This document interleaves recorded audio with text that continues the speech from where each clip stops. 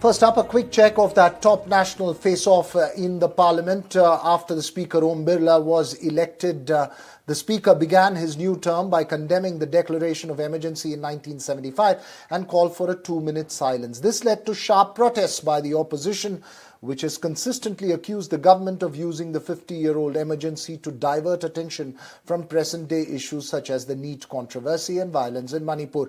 BJP MPs later protested on the steps of the parliament, and the Prime Minister posted a message lauding the Speaker for condemning the emergency and highlighting the excesses during that time.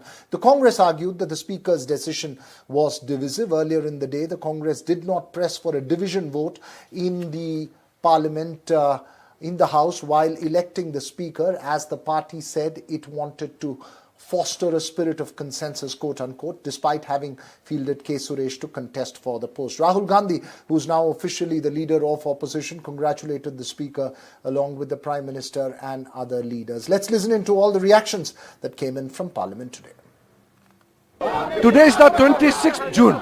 On this day, on 26 June 1975, early morning 6 a.m., then Prime Minister Srimati Indira Gandhi called emergency cabinet meeting and ratified post facto the single decision. Prime Minister took the decision alone.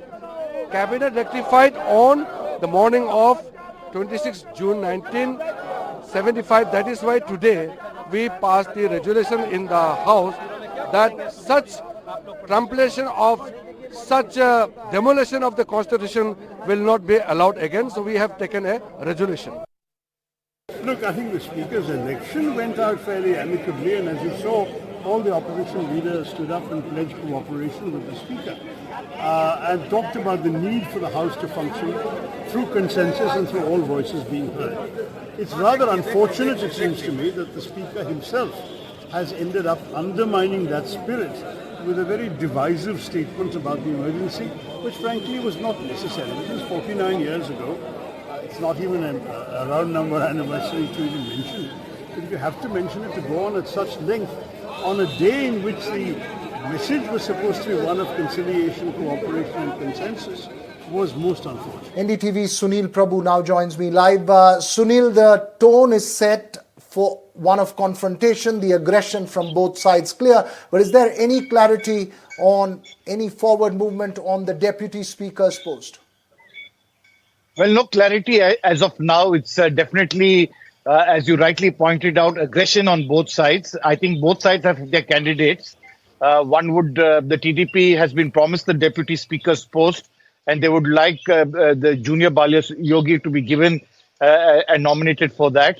And that's, I think, a commitment that has been made. And that's the reason for why the government was not ready to give the opposition the Deputy Speaker's post. And Mr. K. Suresh, who contested for the Speaker's post, is expected to be once again the nominee for the India bloc at this time in terms of being candidate as a Deputy Speaker. But definitely things not looking good in terms of parliamentary democracy. Both sides, one talking about saving the Constitution, the other talking about emergency and raising up issues.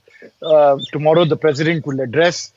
Clearly, I think back channel discussion will definitely need to be done if they want Parliament to run and function, and if they want to get down with legislative business. That's right, Sunil. You're making an important point in terms of back-channel negotiations between the two sides. Thanks very much for that update. Of course, Sunil will be keeping a close watch of all that's happening there.